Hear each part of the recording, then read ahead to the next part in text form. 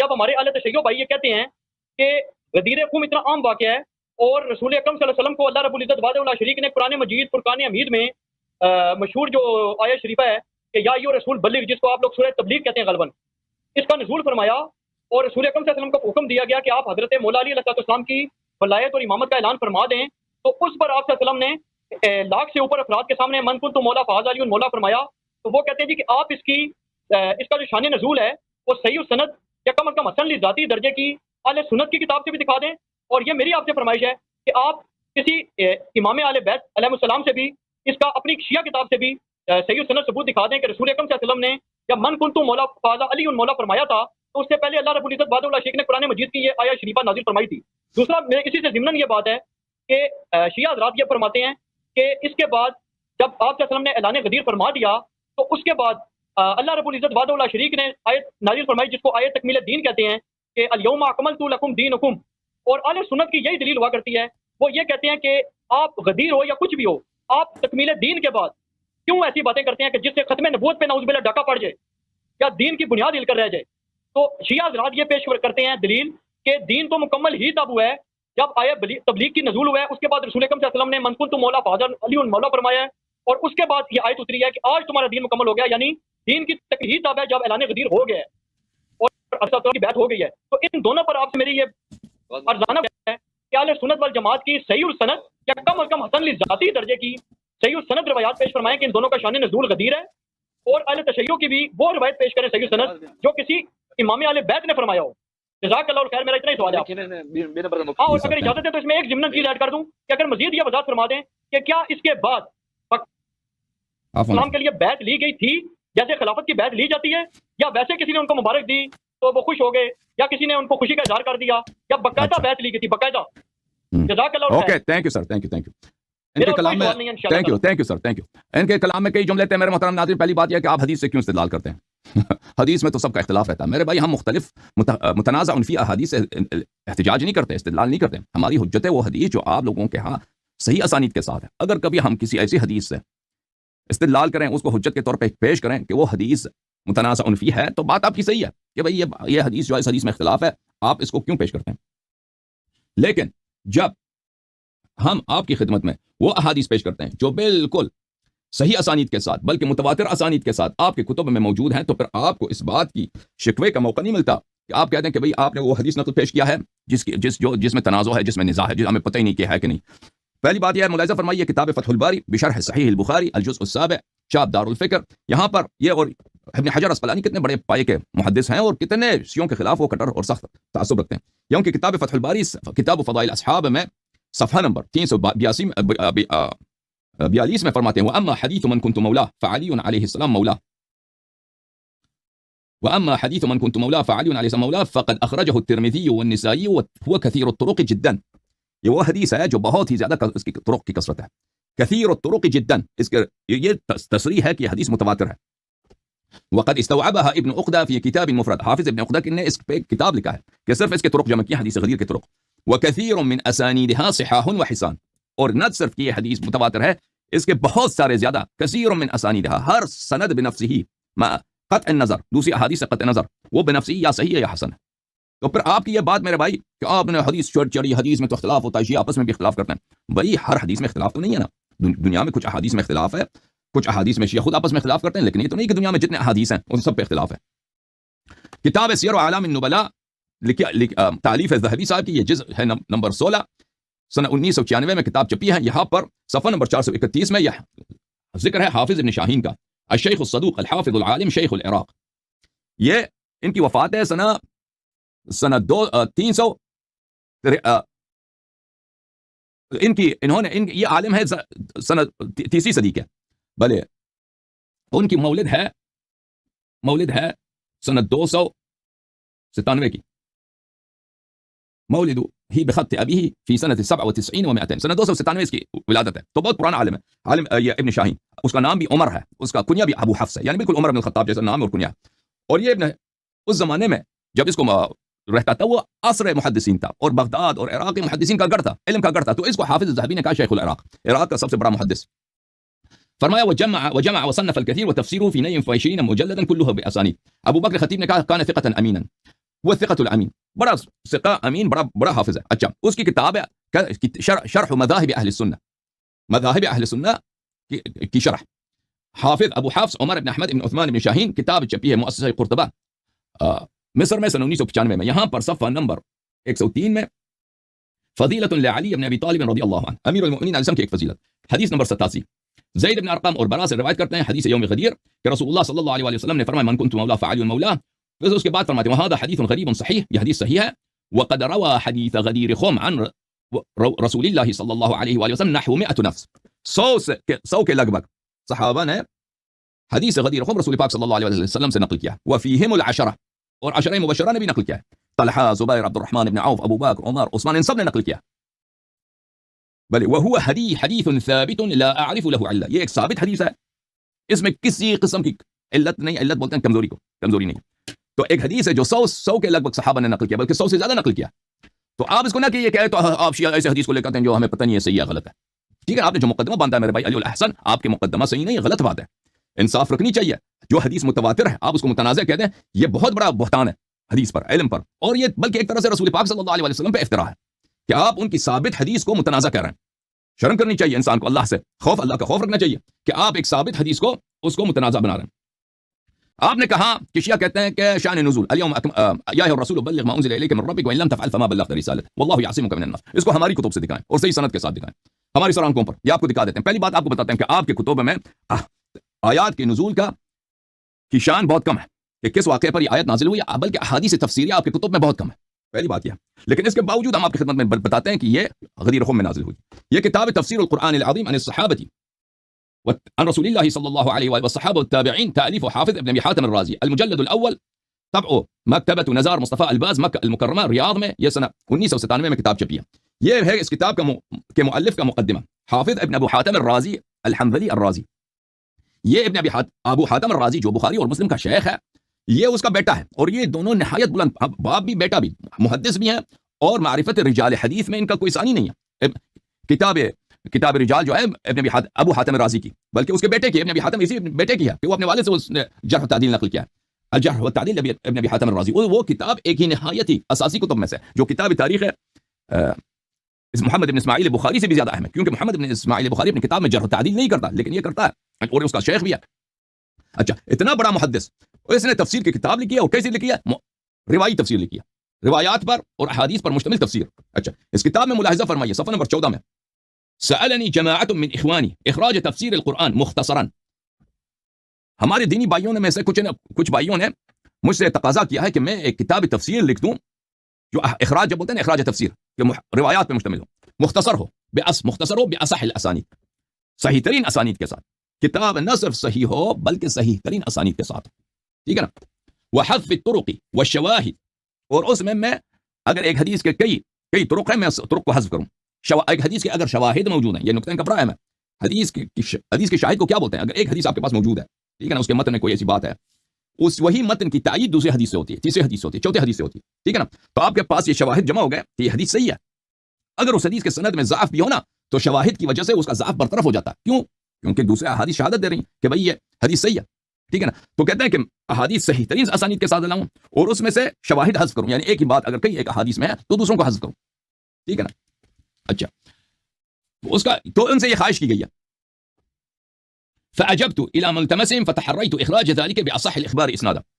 کہتے ہیں کہ میں اپنے بھائیوں کا، اپنے برادران کا، مسلمین کی یہ خواہش اجابت کی ہے، اور میں نے یہ ہمت کیا ہے کہ وہ احادیث جو صحیح ترین سند کے ساتھ ہوں ان کو نقل کروں. اچھا، جب یہ انہوں نے فرمایا ہے تو میرے محترم ناظرین، اپنی کتاب میں اسی کتاب کے صفحہ نمبر 1172 میں تفسیر سورۃ المائدہ میں قولہ تعالی بلغ ما انزل الیک من ربک، اللہ تعالیٰ کا فرمان، انہوں نے ملتزم ہوئے، انہوں نے کیا، جیسے بخاری نے، جیسے مسلم نے، انہوں نے کیا کیا؟ انہوں نے تعہد کیا کہ اپنی کتاب میں صرف صحیح احادیث کو داخل کروں. انہوں نے کہا میں صحیح ترین احادیث داخل کروں گا. میں نے مقدمہ دکھایا، اور کوئی شخص نہیں کہہ سکتا کہ یہ مقدمہ ان کا نہیں ہے. اللہ یاری نے مثلا گڑی ہوئی ہے، علماء سب دیکھ رہے ہیں بھائی، اگر میں اس کو گڑا ہوا ہوتا تو وہ میرے سامنے آ جاتے.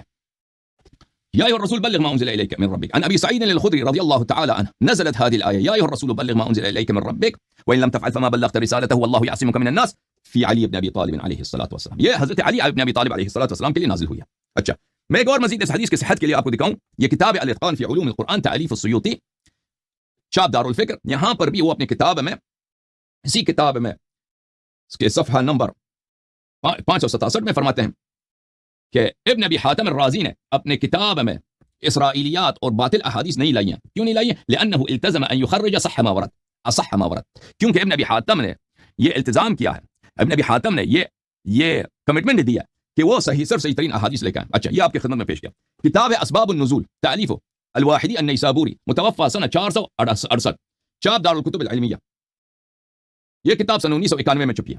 اچھا, ملاحظہ فرمائیے اس کتاب میں صفحہ نمبر 204 میں یا ایھا الرسول بلغ ما انزل الیک من ربک, حدیث نمبر 403 میں روایت کرتے ہیں نزلت هذه الآية يا أيها الرسول عن أبي سعيد الخدري نزلت هذه الآية يا أيها الرسول بلغ ما أنزل إليك من ربك يوم غدير خم في علي بن أبي طالب رضي الله تعالى عنه وسلام الله عليه. تو یہ آپ کی خدمت میں ثابت کیا. اب دوسری بات آپ نے کہا اليوم اکملت لكم دينكم. اب جب دین کامل ہو چکا ہے تو آپ نے شاید یہ کہا تھا کہ امامت کی وجہ کیا. تو جماعت مخالفین کہتے ہیں کہ آیت کا شان نزول کہاں اليوم اکملت لكم دينكم کا, کہتے ہیں اس کا شان نزول ہے عرفہ میں. اليوم اکملت لكم دينكم کا شان نزول کہاں پر ہے؟ عرفہ میں. پہلی بات ہے کہ میں آپ کو 2-3 حدیث دکھاؤں. ایک منٹ مجھے اجازت دیں. ایک کتاب ہے لائبریری میں پڑھی ہے, چل وہ کتاب نہیں لے کے آتا, جو کتابیں بھی ساتھ اسٹوڈیو میں وہ دکھاتا ہوں. ایک منٹ. کتاب شواہد تنزیل شواہد التنزیل لقواعد التفضیل تألیف الحاکم الحسکانی الحذاء الحنفی النیسابوری طبع سنة 1974 1974 میں کتاب چھپی ہے. اچھا, اس کتاب میں آپ کو لے کے چلتے ہیں صفحہ نمبر 156 میں. صفحہ نمبر 156 اليوم اکملت لكم دينكم واتممت عليكم نعمتي. یہاں پہ کئی ایک روایات لے کے آئے ہیں. حدیث نمبر 210 روایت کرتے ہیں ان ابی ہریرہ من صام یوم 18 من ذی الحجہ كتب اللہ له صيام 60 شہرا. جو لوگ 18واں ذی الحجہ کے 18 تاریخ کو روزہ رکھے اس کو اللہ تعالیٰ 60 مہینوں کے صیام کا روزے کا ثواب دیتا ہے. وہ یوم غدیر خم, وہ یوم غدیر خم میں لما اخذ رسول اللہ صلی اللہ علیہ وآلہ وسلم بید علی بن ابی طالب علیہ السلام فقال من كنت مولا فهذا علي علیہ السلام مولا. اور پھر وہ روایت کرتے ہیں ابی سعید خدری رضی اللہ تعالی عنہ سے ان رسول اللہ صلی اللہ علیہ وآلہ لما نزلت علیہ هذه الآیہ, جب یہ آیہ نازل ہوئی ہے تو انہوں نے کہا اللہ اکبر علی اکمال الدین و اتمام النعمہ ورضا ربی برسالتی و ولایتی علی بن ابی طالب علیہ السلام من بعدی. اس کے بعد وہ روایت کرتے ہیں ابو سعید خدری رضی اللہ تعالی عنہ سے کہ رسول خدا صلی اللہ علیہ وآلہ وسلم نے لوگوں کو بلایا فاخذ بذبعیہ فرفعہما. انہوں نے امیر المؤمنین علیہ السلام کے دونوں بازو پکڑے اور دونوں بازو کو اٹھایا فرفعہما حتی نزلت هذه الآیہ, اور وہ خطبہ دیتے رہے جب تک یہ آیہ نازل ہوا اليوم اکملت لكم دینکم واتممت علیکم نعمتی ورضیت لكم الاسلام الدین. اس کے بعد جب یہ آیت نازل ہوئی تو رسول پاک صلی اللہ علیہ وسلم نے کہا اللہ اکبر علی اکمال الدین وتمام النعمہ ورضا الرب برسالتی والولایۃ لعلی علیہ الصلاۃ والسلام من كنت مولا فعلی علیہ السلام مولا. اور پھر روایت کرتے ہیں ابو ہریرہ سے کہ یوم غدیر خم میں انزل اللہ اليوم اکملت لكم دینکم. اچھا, اور بھی بہت سارے اس میں روایات بہت زیادہ. اسی طرح کتاب تاریخ ابن عساکر میں مجلد نمبر 42 میں اور اللہ کا بلا کے مناقب خوارزمی وغیرہ وغیرہ میں یہ, اور البدایہ والنہایہ میں حافظ ابن کثیر نے بھی اس کو روایت کیا. اچھا, یہ موجود ہے کہ اليوم اکملت لكم دینکم کہاں پہ نازل ہوئی ہے؟ غدیر خم میں نازل ہوئی. اچھا, پھر اس کے بعد میرے محترم ناظرین جو لوگ کہتے ہیں نا کہ یہ عرفہ میں نازل ہوئی ہے اليوم اکملت لكم دینکم, یہ بات ہو ہی نہیں سکتی عرفہ میں. کیوں نہیں ہو سکتی؟ کیونکہ عرفہ میں کیسے دین کامل ہو سکتا ہے جب اسلام کے ایک اہم ارکان میں سے کیا حج ہے. حج ہے کہ نہیں؟ حج کب شروع ہوتی ہے؟ عرفہ کے بعد شروع ہوتی ہے. حج کے اصل مراسم اور اصل کام عرفہ کے بعد ہے. عرفہ کے بعد ہے کہ آپ مزدلفہ سے عرفہ کے میدان سے مزدلفہ کی طرف جاتے ہیں وہاں پہ رات کو رکنے کے لیے. نماز مغرب و عشاء پڑھنا مزدلفہ میں واجب ہوتا ہے. مزدلفہ سے پتھر کنکریا اٹھانا اگلے دن کے لیے کہ ہم نے پتھر مارنا وہ واجب ہوتا ہے. نماز فجر مزدلفہ میں پڑھنا واجب ہوتا ہے. اچھا, مزدلفہ سے پھر جاتے ہیں مشعر کی طرف. ٹھیک ہے, یہ سب مناسک حج میں ہے. اليوم اکملت لكم, حج ابھی سکھایا ہی نہیں پیغمبر نے اليوم اکملت لكم دینکم, حج ابھی کیا ہی نہیں اليوم اکملت لكم دینکم. اتنا سوچا ہوتا کم از کم جس نے حدیث بنائی ہے نا, حدیث گڑی ہے کہ اليوم اکملت لكم دینکم یہ عرفہ میں نازل ہوئی ہے. کم از کم یہ جھوٹ نہ بولتا, کہتا کہ مثلا صحادی عشر کو یا یوم عاشر کو روز عید نازل ہوئی ہے, روز 11ویں کو نازل ہوئی ہے. عرفہ میں کیسے یہ کامل ہو سکتا ہے؟ اچھا, وہاں سے پھر جاتے ہیں مشعر کو, مشعر میں جاتے ہیں پتھر مارتے ہیں, وہاں سے جاتے ہیں پھر ذبح کرتے ہیں, جن کی قربانی ہوتی ہے وہ ذبح کرتے ہیں. پھر یہ مستحب ہوتا ہے کہ انسان اس ذبح سے کھائے. یہ سب مناسک حج میں. پھر اس کے بعد بال ٹین کرتے ہیں یا بال کاٹتے ہیں. ٹھیک ہے نا. پھر اس کے بعد مشعر سے چلتے ہیں کس کی طرف؟ مکے کی طرف چلتے ہیں. واپس مسجد الحرام میں آتے ہیں. مسجد الحرام میں آ کر وہاں پہ طواف کریں گے. طواف کے بعد مقام ابراہیم علیہ الصلوۃ والسلام کے ساتھ 2 رکعت نماز پڑھیں گے, اور اس کے بعد زمزم کے پانی پینا مستحب ہوتا ہے. اس کے بعد صفا و مروہ کے درمیان سعی کریں گے. آپ لوگ طواف النساء نہیں کرتے, شیعہ طواف النساء کریں گے. اس کے بعد طواف الوداع کریں گے. یہ حج کے اعمال ہیں. یہ تو پیغمبر نے سکھایا نہیں تھا وہاں پر, کسی کو زمانے میں آتا بھی نہیں تھا کہ حج کس طرح کرنا ہے. اليوم اکملت لكم دینکم. ٹھیک ہے نا, اکملت لكم دینکم یہ ہے. اچھا, پر پتہ یہ چلا میرے محترم ناظرین, ابھی تک ہم نے کیا ثابت کیا آپ کی خدمت میں؟ ثابت کیا کہ حدیث غدیر, ابھی اسی لمحے جو علی الحسن بھائی نے سوال کیا ہے, حدیث غدیر کی سند بلا فوق شبہ ہے, اس میں کسی قسم کا شک نہیں ہے. یہ ایسے حدیث نہیں ہے کہ ہم ایک متنازع حدیث سے کہ ایک حدیث میں اختلاف ہے اس کو حجت کے طور پہ لا رہے ہیں. نہیں, صحیح حدیث کو لے کے آ رہے ہیں. اس کے بعد شان نزول صحیح سند کے ساتھ ثابت کیا اليوم یا ایھا الرسول بلغ ما انزل الیک من ربک وان لم تفعل فما بلغت رسالته والله يعصمك من الناس. یہ آپ کی کتابوں سے ثابت کیا کہ یہ غدیر خم میں نازل ہوئی ہے، اور اس کے ہمارے پاس اس کے حوالے بہت زیادہ ہیں، ہم نے اختصار کیا ابھی، ٹھیک ہے نا، اس کے حوالے بہت زیادہ. جب یہ ثابت ہوا کہ یا ایھا الرسول بلغ ما انزل الیک من ربک وان لم تفعل فما بلغت رسالته، جب آپ کے کتب سے ثابت ہوا نا اس کے شان نزول غدیر خم میں امیر المؤمنین علیہ الصلوۃ والسلام، تو یہ خود بخودی خود بہت واضح قرینہ ہے کہ اس کا مراد حدیث من کنت مولا کا مطلب دوستی نہیں ہو سکتا، دوستی نہیں ہو سکتا، کیونکہ اگر کچھ مثلا 3-4 صحابہ کو امیر المؤمنین، وہ حدیث ہے ہی نہیں اس طرح کی، 3-4 صحابہ کو امیر المؤمنین علیہ الصلوۃ والسلام سے کچھ رنجش خاطر تھا بھی، تو اس طرح پیغمبر صلی اللہ علیہ وسلم کو اس طرح کی تہدید کرنا اور اس طرح دھمکی دینا، وَإِن لَمْ تَفْعَلْ فَمَا بَلَّغْتَ رِسَالَتَهُ، اگر آپ نے اس بات کی آپ نے تبلیغ نہیں کیا تو آپ نے رسالت میں خیانت کی. اور بھئی یہ اتنا اہم کام ہے، پیغمبر صلی اللہ علیہ وسلم نے 23 سال خون جگر کھایا ہے، انہوں نے عزیزوں کو قربانی دی ہے، ان کے چچا کا مثلا ہو گیا، ان کے چچا حضرت حمزہ علیہ الصلوۃ والسلام کے ناک کاٹے گئے، ان کے زبان کاٹے گئے، ان کا ہونٹ کاٹا، ان کے جگر ہند نے کھائی ہے، ٹھیک ہے نا، انہوں نے اپنا گھر بار چھوڑ دیا، ہر قسم کی آپ قربانی دے کے پیغمبر صلی اللہ علیہ وسلم نے دیا ہے. آخر میں ایک ہی بات ہے، ایک نا اہم بات کے لیے جو سب مسلمانوں کو پتہ ہے کہ امیر المؤمنین علیہ السلام مسلمانوں کے دوست ہے، دشمن نہیں ہے. اس کے اگر آپ نے اس بات کو نہیں بتایا تو آپ نے پیغمبر رسالت میں خیانت کی. یہ اتنا اہم ہے یا نہیں کہ اگر آپ کے بعد صحیح امام نہ ہو، سب پہ حجت تمام نہ ہو، تو یہ آپ نے رسالت میں خیانت کیا نا. یہ امامت وہ ایسی بات جس پہ پورے اسلام اور پورے دیانت کا، اس پہ ہدایت کا مدار ہے. رسول پاک صلی اللہ علیہ وسلم نے فرمایا کہ اگر میرے اہل بیت کی اتباع کرو گے کبھی گمراہ نہ ہو جاؤ گے. پوری امت کی گمراہی سے بچنے کا طریقہ کار ہے، اس کے اعلان کی بات ہے کہ امیر المؤمنین علیہ السلام کی امامت کا اعلان کیا جائے، تاکہ جو سب کے لیے قیامت تک حجت ثابت ہو کہ راہ حق جو ہے وہی ہے اہل بیت علیہ السلام کی اتباع ہے. ٹھیک ہے، یہ بخوبی خود واضح ہو گیا. تو پھر اس آیت سے اس کی دلالت بھی پتہ چل جاتا ہے. الیوم اکملت لکم دینکم بھی ہم نے شان نزول بھی ثابت کیا، اور کمال دین بھی امامت سے ہے، یہ بھی ثابت ہو گیا. اب آپ نے کہا تھا کہ اس کو شیعہ کتب سے دکھائیں، تو بسم اللہ. شیعہ کتب میں اس کا حدیث تو بہت زیادہ ہے. آپ یہ مطالبہ نہ کرتے تو آپ کے لیے بہتر. یہ کتاب ہے الکافی، الاصول من الکافی للکلینی رحمہ اللہ. اصول من الکافی جلد نمبر 1، چاپ دار الکتب الاسلامیہ، جزء اول، کتاب الحجہ. یہ کون سی باب ہے بھائی؟ باب ما نص اللہ عز وجل علی الائمۃ علیہم السلام واحدا فواحدا. ہر ائمہ اطہار علیہم السلام پر اللہ کے نصوص، اللہ تعالیٰ کے نص، اللہ تعالیٰ کے قرآن میں آیات یا احادیث قدسیہ. اچھا، اس میں حدیث نمبر 6 حضرت امام محمد باقر علیہ السلام سے روایت ہے، کافی لمبی روایت ہے، کہ اللہ نے روزہ نماز واجب کیا، روزہ واجب کیا، سب پیغمبر صلی اللہ علیہ وسلم نے بتایا. پھر اللہ تعالیٰ کی جانب سے جبرائیل آیا، اخبرہم من حجہم ما اخبرتہم من صلاتہم و زکاتہم و صومہم. فرمایا کہ یا رسول اللہ صلی اللہ علیہ وسلم، جس طرح آپ نے امت کو نماز سکھایا ہے، صوم سکھایا ہے، زکات سکھائی، اسی طرح حج بھی سکھائیں. تو پیغمبر صلی اللہ علیہ وسلم بھلے حج کے لیے چلے. جب حج کے لیے چلے، نزلت الولایہ وانما اتاہ ذلك يوم الجمعہ بعرفہ. انزل اللہ عز وجل اليوم اكملت لكم دينكم واتممت عليكم نعمتي وكما كان كمال الدين بولايه علي بن ابي طالب عليه الصلاه والسلام. فقال عند ذلك رسول الله صلى الله عليه واله امتي حديث عهد بالجاهليه ومتى اخبرتهم بهذا في ابن عمي يقول قائل ويقول قائل. فقلت في نفسي من غير ان ينطق بي لساني فاتاني عزيمه من الله عز وجل بتله اوعدني ان لم ابلغ ان يعذبني فنزلت يا ايها الرسول. کیونکہ رسول اللہ صلی اللہ علیہ وآلہ وسلم نے عرفہ میں بھی امامت کا اعلان کیا تھا. حدیث ثقلین، حدیث الخلفاء من بعد 12، اور ان کے نام بھی رسول پاک صلی اللہ علیہ وسلم نے عرفہ میں اعلان کیا تھا. اب اس کے احادیث شیعہ کتب میں بھی موجود ہیں، مخالفین کے کتب میں موجود ہے. عرفہ میں اعلان کیا تھا، اب وہ میں دکھاؤں گا آپ کو انشاءاللہ تبارک و تعالی. عرفہ میں جب اعلان کیا تھا تو صحابہ نے شور مچایا تھا. وہ کتاب مسلم میں موجود ہے، میں آپ کو دکھاؤں. یہ کتاب صحیح مسلم، چاپ دار الفکر. یہاں پہ ملاحظہ فرمائیے، یہاں پہ کئی ایک احادیث ہیں. جابر بن سمرہ سے یہ حدیث ملاحظہ فرمائیے کہ رسول پاک صلی اللہ علیہ وآلہ وسلم، میں اپنے والد کے ساتھ گیا اور فسمعته يقول لا يزال هذا الدين عزيزا منيعا الى 12 خلیفہ فقال كلمه سمنيها الناس. پیغمبر صلی اللہ علیہ وآلہ وسلم نے 12 اماموں کا ذکر کیا کہ اسلام کی عزت، اسلام کی دفاع 12 اماموں پر منحصر ہے، 12 خلفاء پر منحصر ہے. تو اس کے بعد لوگوں نے بڑا شور مچایا، سمنیہ الناس، لوگوں نے مجھے بہرا بنایا، سمنیہ الناس، لوگوں نے اتنا شور کیا کہ مجھے کچھ نہیں سنائی دیا. فقلت لابی ما قال قال كلهم من قریش. میں نے لوگوں سے، رسول پاک صلی اللہ، میں نے اپنے والد سے پوچھا کہ پیغمبر صلی اللہ علیہ وسلم کیا کہہ رہے ہیں؟ انہوں نے کہا کہ یہ سب قریش کے ہیں. سنن ابی داؤد، چاپ دار الفکر. یہاں پر ملاحظہ فرمائیے یہ حدیث نمبر لا يزال هذا الدين، جابر بن سمرہ سے روایت ہے، لا يزال هذا الدين عزيزا الى 12 خليفه فكبر الناس وضجوا ثم قام كلمه خفيفه قال كلهم من قريش. رسول پاک صلی اللہ علیہ وسلم نے فرمایا کہ اس اسلام کی عزت کا دار و مدار 12 خلفاء سے ہے. لوگوں نے تکبیر کیا اور شور مچایا. پھر اس کے بعد پیغمبر صلی اللہ علیہ وسلم نے کوئی بات کی، شور کی وجہ سے مجھے سنائی نہیں دی. میں نے پوچھا کہ کون ہے، تو میرے والد نے کہا کہ یہ اس کی بات کر رہے ہیں، 12 امام کہہ رہے ہیں کہ سب قریش سے ہوں گے. تو یہ آپ کے کتب میں موجود ہے، فرائض السنتین میں جو آپ ہی کے کتب میں سے، اس میں 12 اماموں کا اسی موقع پر کہ پیغمبر صلی اللہ علیہ وسلم نے 12 اماموں کے نام بھی بتائے، تو وہ بھی موجود ہے. اچھا، تو اس وقت رسول پاک صلی اللہ علیہ وسلم نے جب یہ آیت نازل ہوئی کہ آپ نے اعلان امامت بھی کیا، آپ نے اعلان رسالت کیا، تو لوگوں نے شور مچایا، پر لوگوں کو سنائی نہیں دی. تو اس وقت بھی آیت اکمال نازل ہوا تھا. تو پیغمبر صلی اللہ علیہ وآلہ وسلم نے کہا تھا، وہ بھی امامت کی وجہ سے، نہ کسی اور وجہ سے. تو پیغمبر صلی اللہ علیہ وسلم نے جبرائیل سے کہا تھا کہ لوگ مجھے بات نہیں کرنے دے رہے ہیں اور مجھے بتانے نہیں دے رہے. تو اللہ تعالیٰ نے نازل فرمایا، اللہ تعالیٰ نے، یہ کتاب کافی ہے، اللہ تعالیٰ نے نازل فرمایا فقال عند ذلك امتی حدیث العہد بالجاہلیہ، اور میری امت حدیث العہد بالجاہلیہ ہے، اور یہ میری بات، اور اور یہ میری جو ہے یہ میری بات کو نہیں مانیں گے. اگر میں اپنی بھائی کا ومتى اخبرتهم بهذا في ابن عمي, اور میں جب ان کو بتاؤں کہ میرے ابن عم, میرے چچا زاد بھائی میرے جانشین ہیں, یہ قال ويقول قائل ويقول قائل, لوگ طرح طرح کی باتیں کریں گے, لوگ نہیں مانیں گے.